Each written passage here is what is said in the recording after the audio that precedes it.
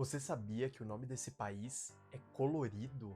Oi, tudo bem? Eu me chamo João e seja bem-vindo a mais um episódio de Explicando o nome de todos os países do mundo. No episódio de hoje, a gente vai falar de Belarus. Oficialmente, República de Belarus é um país encravado, ou seja, sem litoral, e que fica na Europa Oriental. Sua capital e maior cidade é Minsk. O nome do país deriva de Belaya Rus, que significa literalmente Rússia branca. Quando a gente fala de Rússia aqui, a gente não está falando do país, mas sim de uma série de regiões que em português também podem ser chamadas de Rutênia, que eram tradicionalmente ocupadas pelos povos eslavos do Oriente, que eram chamados de Rus.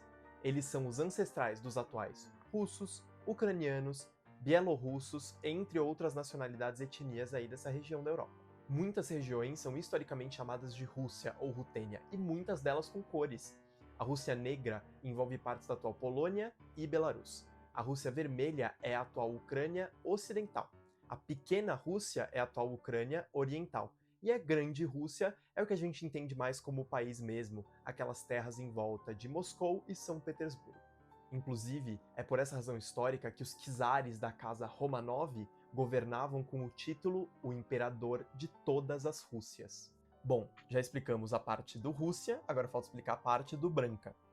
Não se sabe direito por que essas regiões levam nomes de cores, mas existem teorias. A Rússia Branca teria sido a primeira a adotar o cristianismo, e portanto leva esse nome de Branca para fazer uma referência à espiritualidade, à santidade.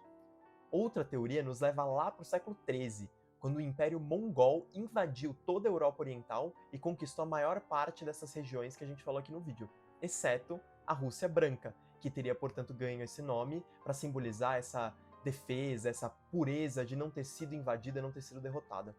Por último, existe uma teoria ainda mais antiga que diz que antigamente os povos associavam as direções cardeais, ou seja, norte, sul, leste, oeste, a cores, e branco seria a cor do norte. Essa teoria explicaria inclusive as outras duas cores. Bom, para terminar, vamos falar um pouco de como o nome da região e do país foram mudando ao longo dos séculos. Durante o Império Russo e a União Soviética, a região era chamada de Bielorrússia, que é simplesmente uma maneira russa de escrever Rússia Branca.